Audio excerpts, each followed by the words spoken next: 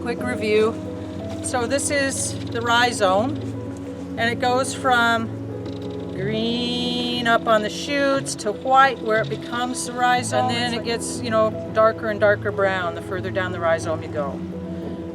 So this plant has 2 plants growing. So you look at this and you see that this is actually a viable plant. It's not broken, it's not, you know, separated off. So I'm going to take a look and I'm going to make sure that I have at least 3 of these spots called nodes where the roots are growing out. Thanks. So from this green part I see 1, 2, 3, 4 nodes before I get to this one. So I'm going to break this off right here because I have at least 3 nodes. So now I have 2 plants that I can work with a washer. So I'm going to put this one back here for now, and then we're going to work with this one, which is small, but it's perfectly okay. And I'm going to make sure that I've got 1, 2, 3, I've even got 4, and I'm also going to make sure that I don't have more than pretty much my fist in length, because when I have this hanging off the tail end, it's really hard to bury it, and the divers are underwater, and it's hard enough to do on land, and if you're underwater, it's that much more air you're burning up, okay? So this stuff, thank you very much. I'm going to put it back in where it can be useful and contribute to the detritus. So that would make a second one. I'm going to give you a bit of a bigger one so that you have a sense of how long this stuff is.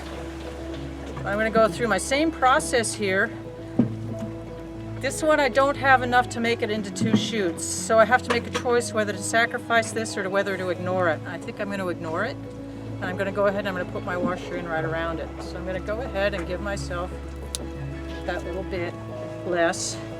I'm going to take my washer that's been so well prepared, and here's the part, like instead of trying to feed it all the way in that side, it's like if this can manage to slide through without breaking off, then it's going to live.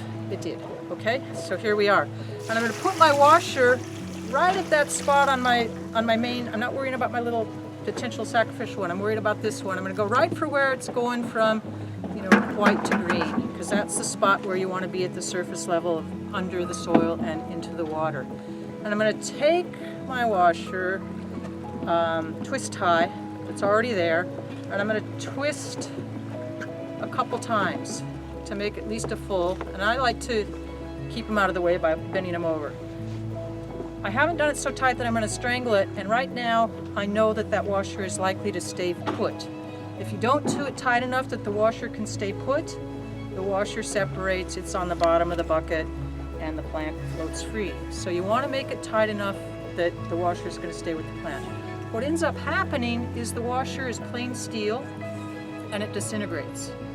It turns into iron and whatever else was in there when they made the washer.